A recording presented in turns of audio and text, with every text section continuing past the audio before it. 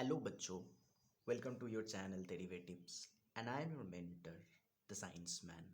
As you can see today हम लोग आज electric field and the axis of an uniform rod पढ़ने के लिए जा रहे हैं। कैसा rod?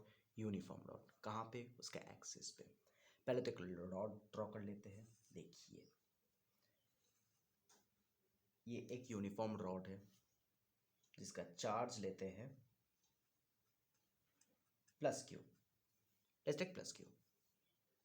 Let's take the length B, capital L. Now tell me, what is the axis of this rod? This is going to be the axis of the point P. इसका distance लेते हैं x इधर से। Fine. मेरे को इस जगह पे कितना इलेक्ट्रिक फील्ड इसके वजह से हो रहा है वो निकालना है। That's my point, right? That's the derivation. एक टूल चाहिए मेरे को। Lambda is the linear charge density.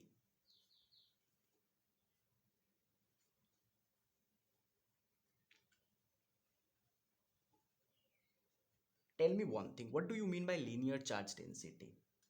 It is the charge per unit length. Now, concept of density is the density is going to be here, same, here, same, here, same. Whatever the segment is, the density is going to be extremely constant. Let's make it dq by dl. Tell me, isn't it going to be constant?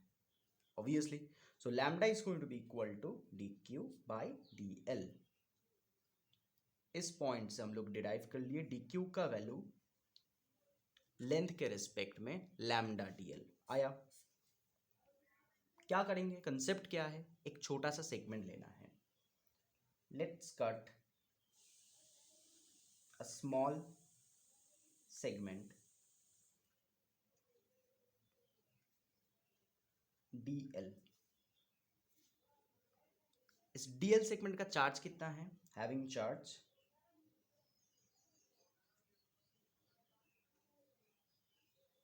dq and p point से वो कितना दूर है? And situated r distance from axial point. Axis में जो point, axial point.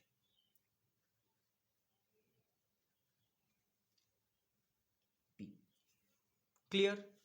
हम लोग एक छोटा सा सेगमेंट लिया है इस रॉड के ऊपर, जस्ट लाइक दिस।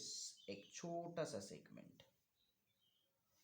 जिसका लेंथ कितना लिए है सर? dl, चार्ज लिए dq एंड ये सेगमेंट p पॉइंट से कितना दूर है?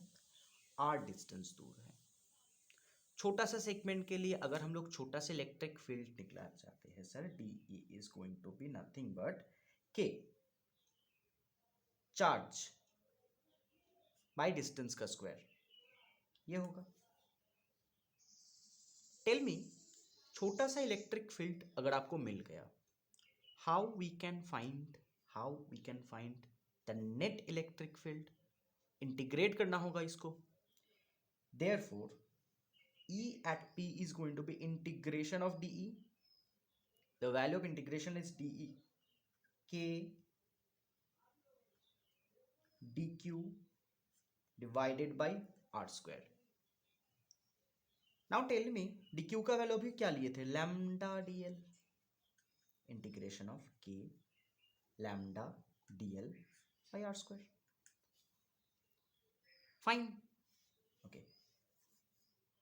एक चीज बताइए, k and lambda, k is a constant and for any uniform rod lambda is also going to be constant.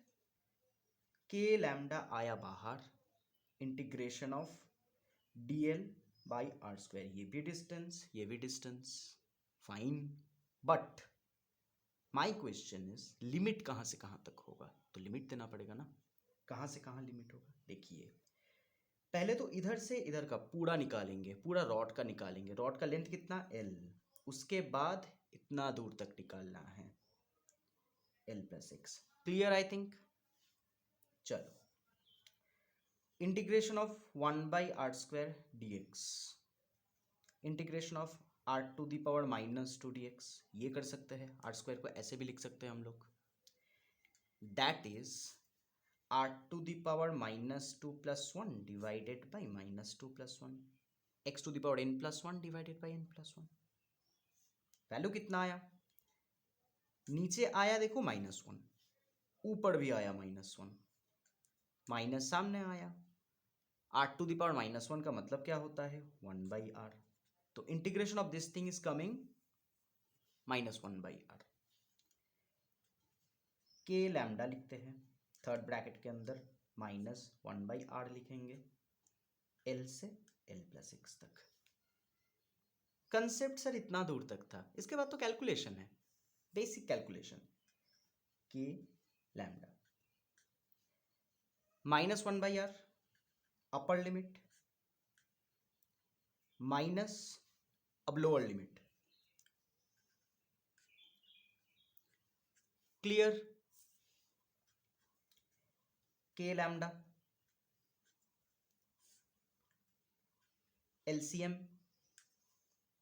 Fine, इसके आगे प्लस है, प्लस L+x, इसके आगे माइनस है, -L, bracket close, gone. Therefore electric field at P point कितना आया? K lambda x divided by L into L+x, and this is your answer. यही आपको प्रूव करने को देगा आपका फाइनल पेपर में। The question is coming, what is the electric field at the axial point for a uniform rod? This is your answer. Fine.